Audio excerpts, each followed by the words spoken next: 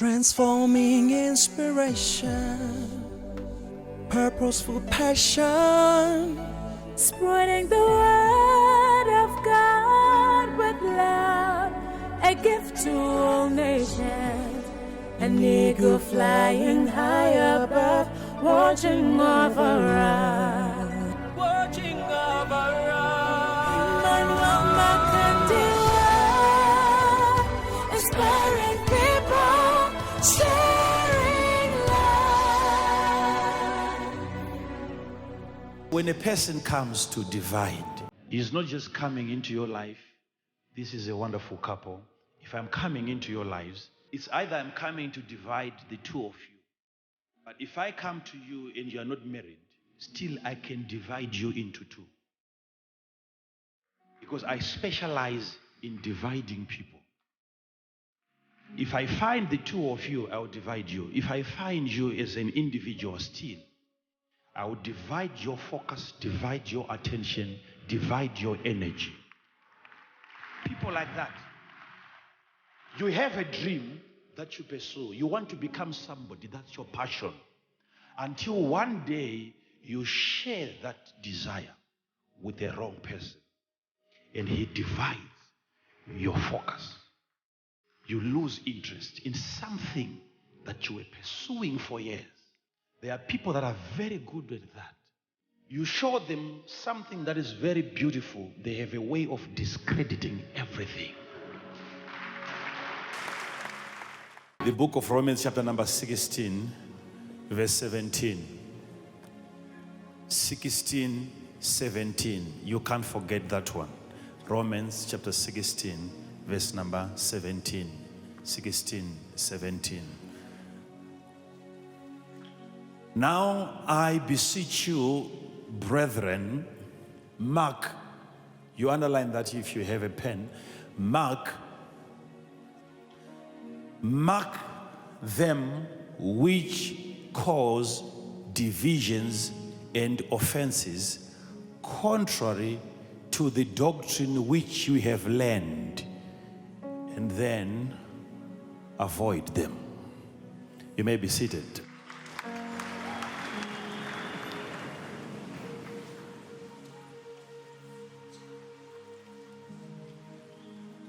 In the next 20 minutes, promise yourself that any good idea that I'm going to receive, I'm going to implement it. For the next 20 minutes, are we together? Good. Now, you can put the scripture back on the screen. Let's look at it again. Now, I beseech you, my brothers and sisters, mark them which cause divisions and offenses. Two things, divisions and offenses, which are contrary to the doctrine which you have learned. Divisions and offenses which are contrary to the doctrine which you have learned, and then avoid them. Now, at the beginning of this year, there is something which I think is very important for you to understand. In order for you to make your year a better year than 2016, things that you need to look at, things that you need to do. Let me ask you this. If God is to come to you now and ask you a question and say to you, my son, my daughter, how many friends do you have? What are you going to say? If God is going to come to you and ask for the number, how many friends do you have? What is your answer to that?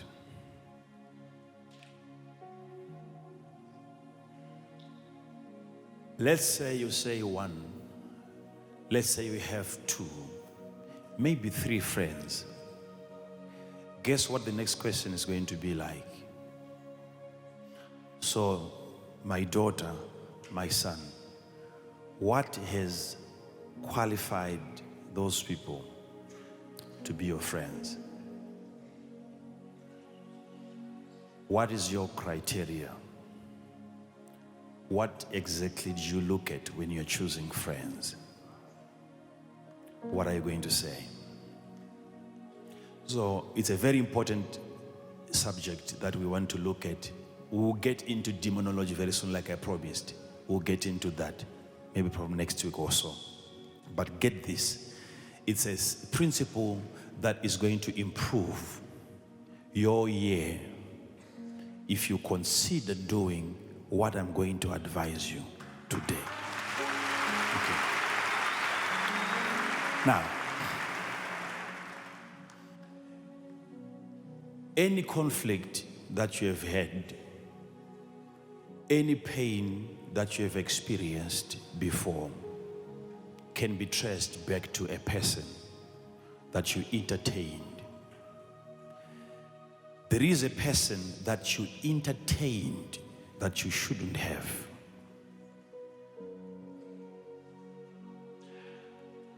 I'll bring this point again. Imagine what the world was going to be like if Eve in that day had decided to ignore the voice of the snake. One day, it didn't happen for 2 days, 3 days, or 1 week. It was just one day when the serpent appeared and Eve heard the voice of the serpent and listened. Tell me where we were supposed to be today if one person who represented us in the garden had chosen to ignore the wrong voice.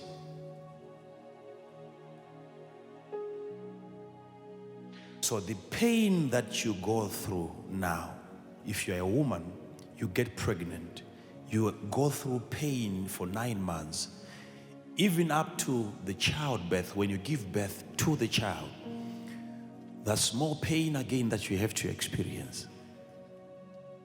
That pain is never, it's not originating from you. It can be traced back to somebody who entertained a voice that she must have ignored. Now,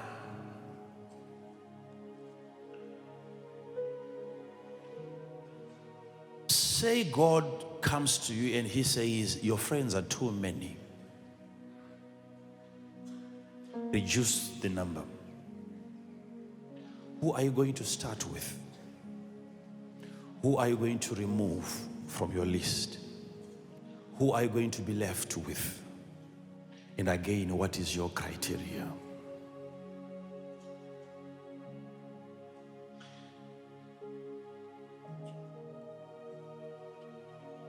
He says to you, bring them down to 2.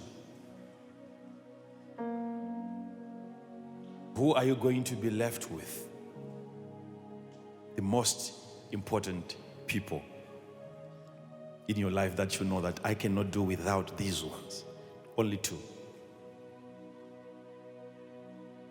And why those 2?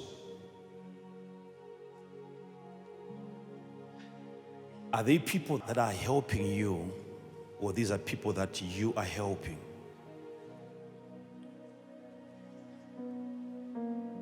Why are they important? Who are those people? Where are they? Are they people that cannot easily be replaced? What have they helped you so far? What have they given to you so far? What have they done so far? What makes those people so important that you would get rid of every other friend that you have and still be left with those two? Now, if you are going to attain a life that is greater than the one you had last year, there are major, serious, and critical decisions that you need to take in January. Major decisions, January decisions, not February, January decisions.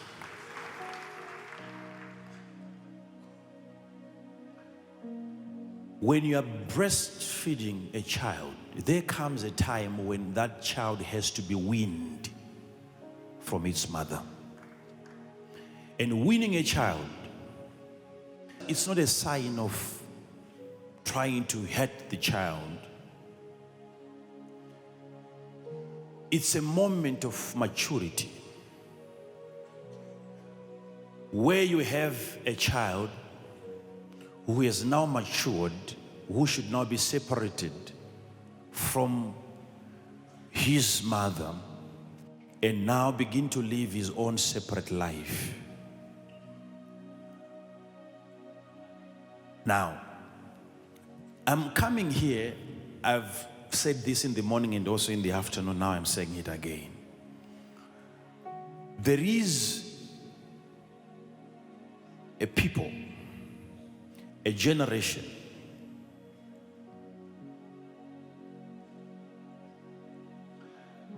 which has more power and more control and more influence, not because they fast a lot or they pray a lot. What makes those people powerful is not the fact that they fast.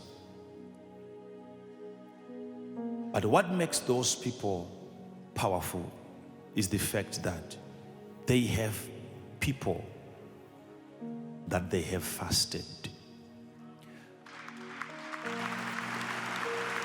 When you are fasting, the fasting that we know, the fast that we know is simply abstaining from food, whether it's water or drink, anything that sustains you physically in terms of food.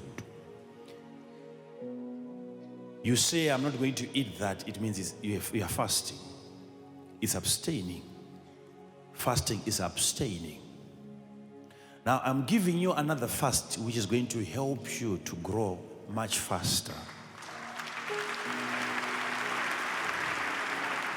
It's a fast that you declare where you no longer abstain from food, but abstain from certain people. You fast. You say, today I'm fasting so and so. This year I'm fasting so and so. Not because you have anything against them. No, listen to me now. When you want to have good people in your life, you don't choose them by name. No. No. No. They are characteristics, behaviors that you have to list down, and any person who qualifies, no matter the name of the person, it doesn't matter now. Because I don't want you to leave this place and you begin to go after certain individuals, maybe because of their background and so on. No. You have to have expectations. And you say, if a person can do this, if a person can say this, if a person can behave like this, I would want to have such a person in my life. Okay? So these are things that you are going to list down in January. And if a person wants to occupy a position in your life, they have then to qualify themselves based on those listed things that you have put down. Are we together? If they don't, then those are the people that you need to fast. It's a fasting for a year. When I'm fasting, I look at food and I say, I'm not going to eat. Why? Because I'm fasting.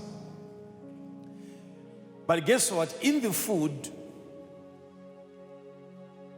there is energy. There are nutrients that are there. There are vitamins that are there, which I need in my physical body. And I'm looking at the food and I'm saying, I will not allow you to help me survive.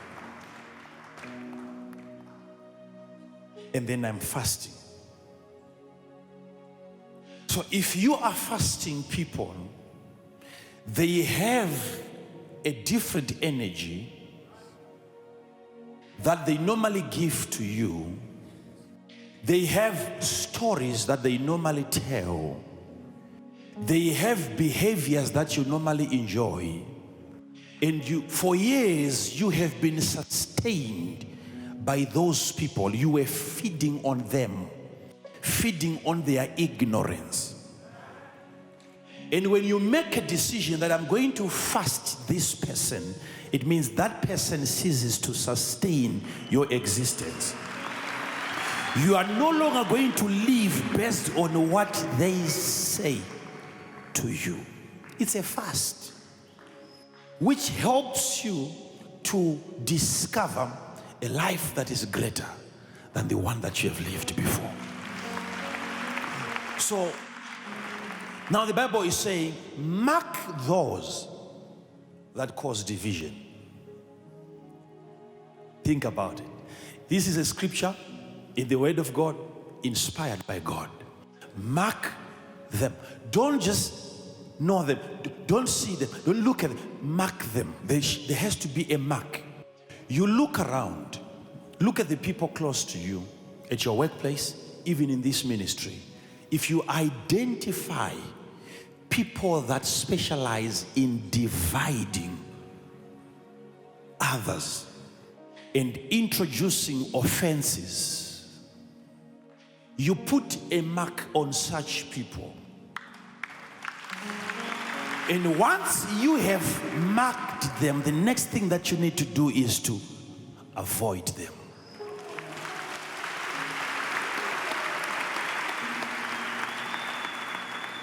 I cannot give you any better advice apart from the Word of God. Why didn't Paul say, pray so that you can be stronger?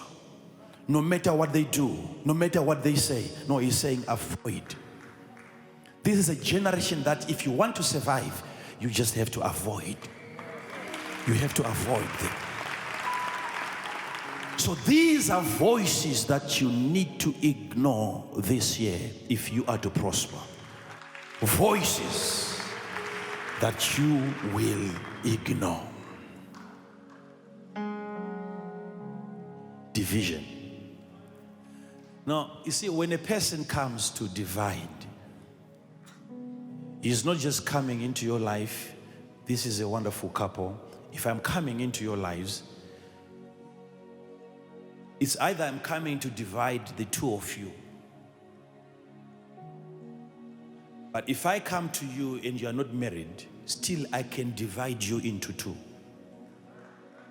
Because I specialize in dividing people.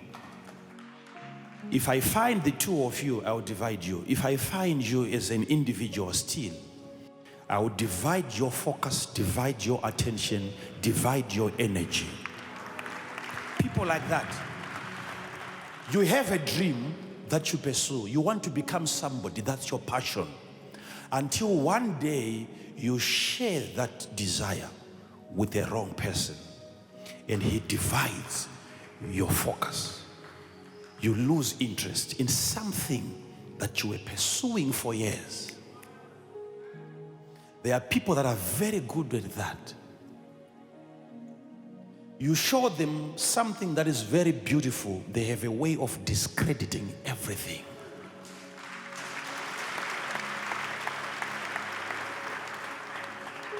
If you know that money is something that you desire to have, then on your way you meet a person who criticizes money. You have to mark the person and then avoid the person.